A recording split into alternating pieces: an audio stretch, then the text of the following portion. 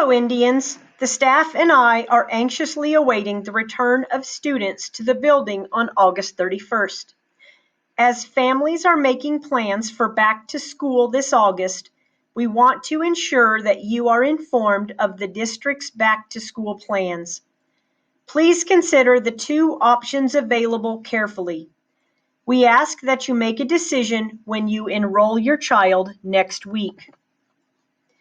Enrollment packets will be mailed on Tuesday, August 4th. In order to reduce the crowd size, we are spreading enrollment out over 3 days.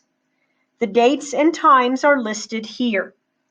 If you are enrolling in any Seward County Community College class, please enroll on Tuesday, August 11th. There will be Seward County representatives available to help you during the enrollment process. In addition, we ask that you follow the current KDHE and Haskell County Health Department guidelines regarding gatherings when you enter the building. We ask that you enter through the concession stand doors and go to the library to begin.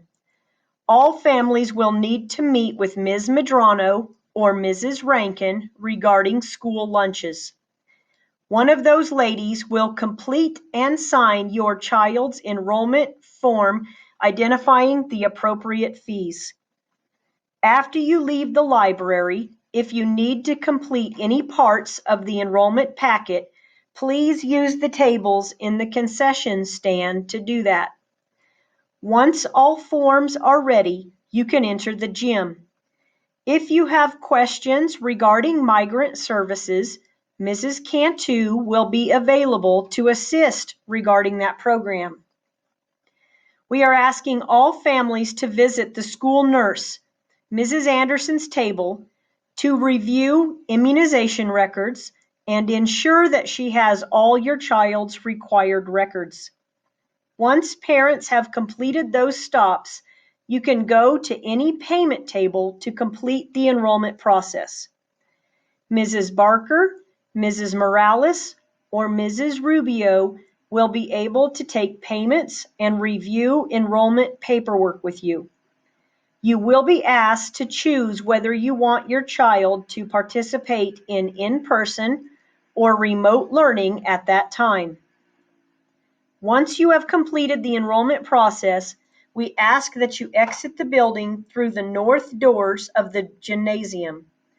There are two sets of doors, one in the gym under the American flag, the other by the boys' locker room. The remainder of this video will be to help inform you so that you can come prepared to make a decision that best meets your family's needs. We are fortunate to have relatively small class sizes and feel confident that we can provide a safe learning environment for all of our students. If you choose for your child to participate in person, we want you to have an idea of what their school day will look like. One of the most important steps is for you to screen your child for symptoms before bringing them to school. Common symptoms are cough, sore throat, fever, muscle pain, chills, shortness of breath, or loss of taste or smell. We ask that if your child is displaying any of these symptoms, that you keep them home and follow your health professional's advice. When your child arrives at school, the doors will be unlocked at 7:40. We will have adults screening and taking temperatures at the concession stand entrance, as well as the front controlled access door. We will be following KDHE and Haskell County Health guidelines. If those guidelines are requiring masks, students will be expected to wear one. Students are welcome to bring their own and wear it. If they do not have one, we can provide them with one. If students are eating breakfast, they will go to the cafeteria. All students who are not eating breakfast will go to an assigned area to wait for their first hour to start. During the school day, all students will be socially distanced as much as possible. They will be required to wipe down their work area and any materials they used with a bleach wipe before they leave a classroom. Students are expected to use hand sanitizer before they leave the classroom and as they enter their next classroom. Students will be provided with a water bottle at the beginning of each day that they can fill at the refill stations. The water fountains will not be accessible. At the end of the day, the water bottles will be collected and washed for students to take the next morning. Students will have limited access to lockers throughout the day. There will be assigned times for students to access lockers during the school day. Lockers will be spaced with multiple empty lockers between students. At lunchtime, students will be required to sanitize their hands before going into the lunchroom. They will go through the line to receive their tray. Students will not be able to do any self-serve this year. Fruits, vegetables, and/or salads will be served by the cafeteria staff. Students will then go to one of 3 assigned areas to eat, either the cafeteria, concession stand, or commons area. Students will be socially distanced during lunch, and tables will be disinfected between lunch groups. After school, we will stagger dismissal times at the end of the school day to reduce the number of students in the hall at the same time. Bus students and students not involved in extracurricular activities will be dismissed first. Students who are staying after school to work with a teacher or participate in extracurricular activities will remain in their classrooms for 5 minutes so other students have had a chance to clear the halls and exit the building. For families who are not comfortable with their students attending in person, we are offering a remote learning option. In addition, students who are required to quarantine or are ill will be able to access the remote learning option. The remote learning option will look different than it did in the spring. Students will be expected to complete a workload equivalent to in-person learning, which is approximately 6 hours of learning per day.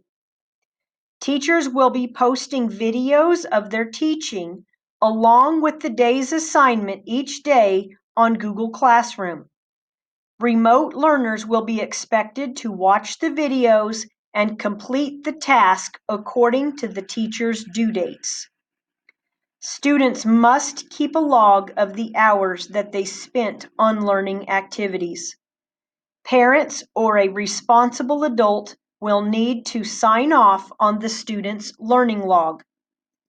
Your child's assigned enrichment teacher will make contact with your child daily. Students must be available for daily contact. If we have 3 days of no contact, truancy policy will be implemented. Unfortunately, if your child chooses remote learning, there may be some classes that are not available for them to take. For example, welding classes will only be open to students who are participating in person. Final determination will be made by school administration based on whether the learning outcomes are able to be completed with the student off campus.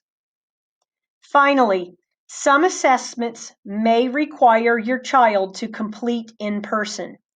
We will contact you regarding scheduling when an in-person assessment is required. In both our in-person learning plan as well as our remote learning plan, students will have access to extracurricular activities as long as they meet eligibility requirements. In other words, students must complete work and maintain passing grades to participate in activities, whichever learning plan they choose. The Kansas State High School Activities Association has provided schools with several pages of guidelines regarding the implementation of activities this year. As teachers, coaches, parents, and students, we are all excited to see a return to the activities that students love, but it is important that we do so safely. We will be following current KDHE, Haskell County Health, and CASHA guidelines regarding extracurricular activities.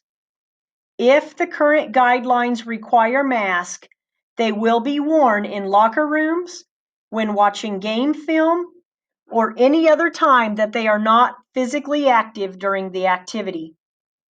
Students will be screened for symptoms and temperatures will be taken before practice or game participation. For away games, screenings and temperatures will be taken before students can board the bus. Alternative transportation, either with parents or school personnel, will be provided if a student becomes symptomatic while at an activity. Whenever students are not wearing masks, they will be socially distanced if it is possible during the activity. There will be times that neither social distancing nor mask will be able to be implemented during some activities. It is up to you as a parent and a family to determine if it is worth the risk for your family's situation.